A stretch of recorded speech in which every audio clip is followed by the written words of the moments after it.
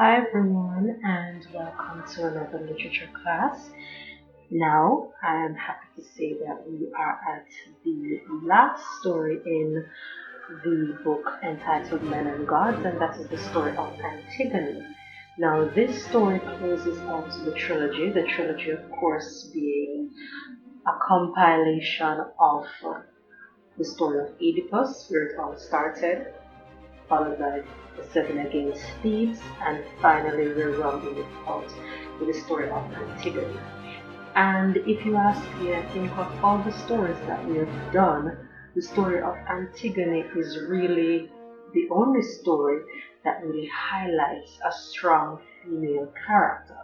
The other female characters have fallen into the categories of being damsels in distress, the need to be rescued. But here we have Antigone being a heroine of sorts. She stepped outside of the stereotypical character of being the docile, submissive female and takes on a rather dominant and some might say an aggressive role, much to the annoyance of King Creon. And we're going to see how that plays out in the story of Antigone. So I ask you to turn your books to page 158 to the story of Antigone. And here we go. Creon became king of Thebes at a time when the city had lost half its army and at least half of its best warriors in civil war. The war was over.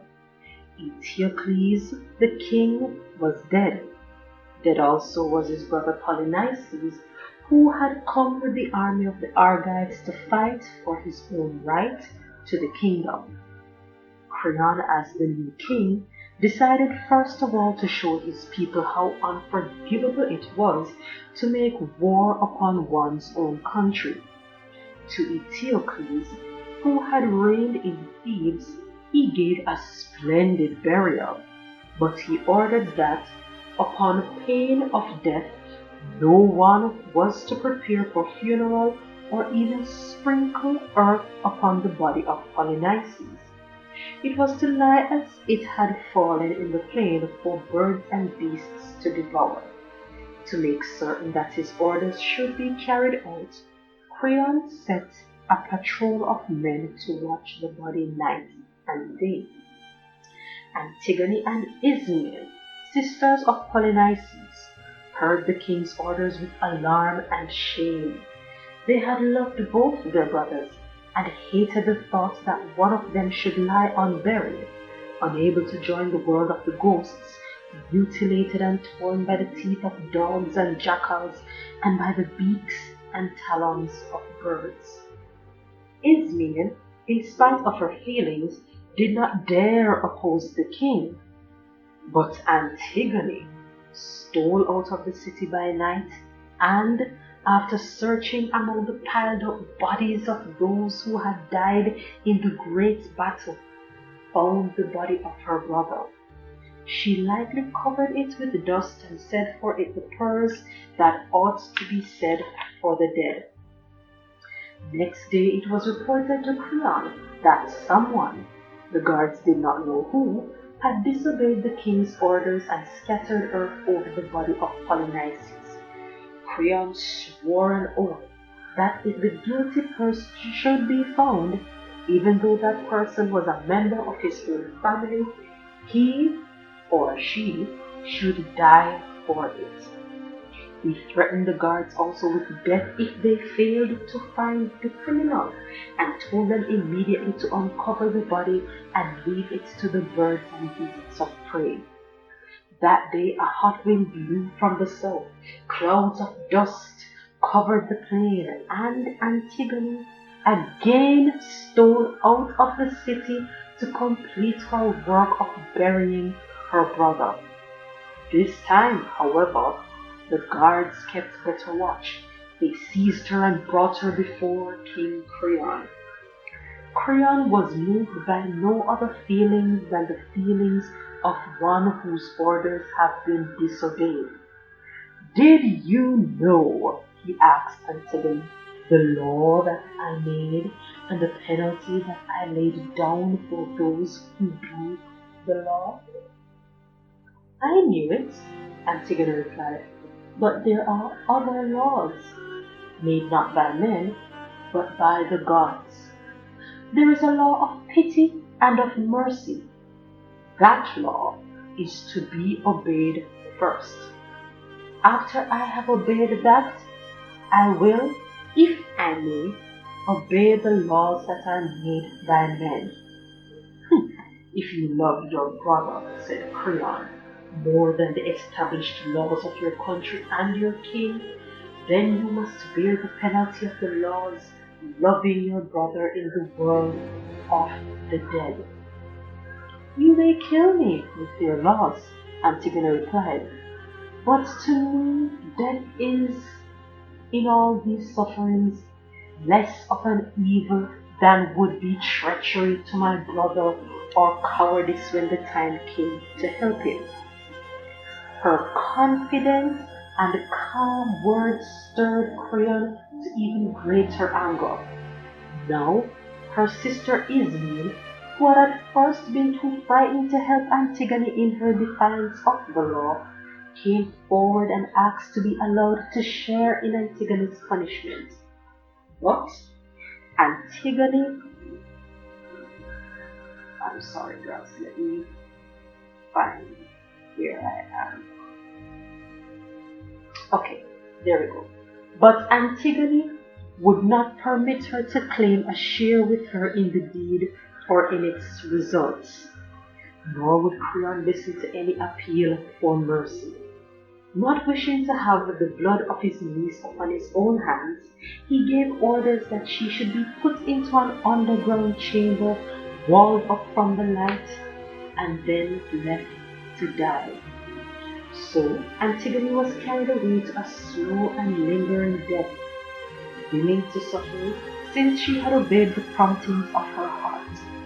She had been about to marry Haman, the king's son, but instead of the palace that she would have entered as a bride, she was now going to the house of death. Haman himself came to beg his father to be merciful. He spoke mildly, but let it clearly be understood that neither he nor the rest of the people of Thebes approved of so savage a sentence.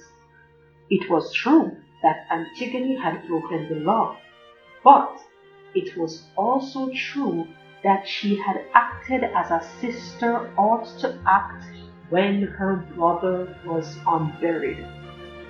And, Haman said, though most people did not dare oppose the king in his anger, nevertheless most people in their hearts felt as he did.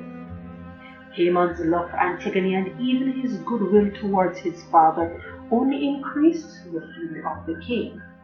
With harsh words, he drove his son from him. Next came the blind prophet Tiresias to warn King Creon that the gods were angry with him both for his merciless punishment of Antigone and for leaving the body of Polynices to be desecrated by the wild beasts and birds. Creon might have remembered how often in the past the words of Tiresias had been fulfilled, but now, in his obstinate rage, he merely insulted the prophet. You have been bribed, he said, either by Haman or by some traitor to try and save the life of a criminal by dishonest threat that had nothing to do with the gods at all. Tiresias turned his sightless eyes on the king. This very day, he said, before the sun sets, you will pay twice, yes, with 2 dead bodies, for the sin which you could easily have avoided. As for me, I shall keep far away from one who, in his own pride, rejects the gods and is sure to suffer. Tiresias went away, and now Creon, for the first time began to feel that it was possible that his punishments had been too hard. For the first time, but too late, he was willing to listen to the advice of his council, who begged him to be merciful, to release Antigone and to give burial to the body of Polynices. With no very good grace, Creon consented to do as he had been advised. He gave orders for the burial of Polynices and went himself to release Antigone from the prison in which she had been walled away from the light. Joyfully his son Haman went ahead of the rest with pickaxes and bars for breaking down the wall. But when they broke the stones of the wall, they found that Antigone had made a noose out of the veil which she was wearing and had hanged herself. Haman could not bear to outlive her. He drew his sword and plunged it into his heart before the eyes of his father. Then he fell forward dead on the body of the girl whom he had wished to be his wife. As for Creon, he had scarcely time to lament for his son when news reached him of another disaster. His wife had heard of Haman's death, and she too had taken her own life. So the words of Tiresias were fulfilled.